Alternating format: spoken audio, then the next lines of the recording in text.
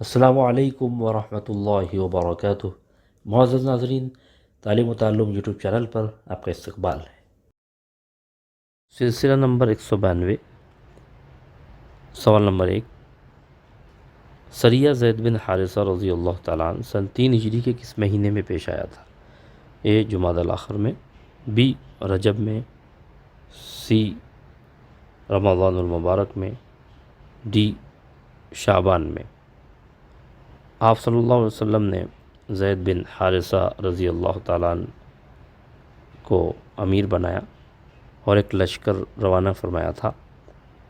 وہ سن 3 ہجری کے جمادی الاخر مہینے میں آپ نے وہ سریہ روانہ فرمایا۔ آپشن اے درست جواب۔ سوال نمبر 2، سریہ زید بن حارثہ رضی اللہ تعالیٰ عنہ کیوں پیش آیا؟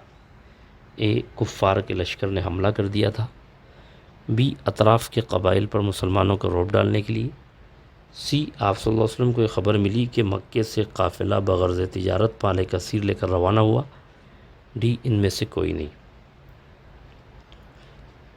آپ نے حضرت زید رضی اللہ تعالیٰ عنہ کو امیر بنا کر جو لشکر روانہ فرمایا تھا، اس کی وجہ یہ تھی کہ آپ صلی اللہ علیہ وسلم کو یہ خبر ملی کہ مکے سے قافلہ بغرض تجارت مال کثیر لے کر روانہ ہوا، اسی لیے آپ نے زید رضی اللہ عنہ کو روانہ فرمایا۔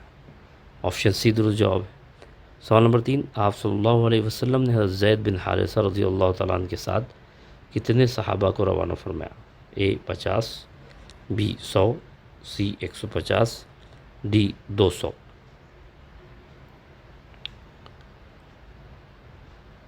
سن 3 ہجری جمادی الاخر کے مہینے میں آپ صلی اللہ علیہ وسلم نے زید بن حارثہ کو امیر بنا کر جو لشکر روانہ فرمایا تھا، اس میں 100 صحابہ شامل تھے۔ آپشن بی درست جواب۔ بہت بہت شکریہ۔ السلام علیکم ورحمۃ اللہ وبرکاتہ۔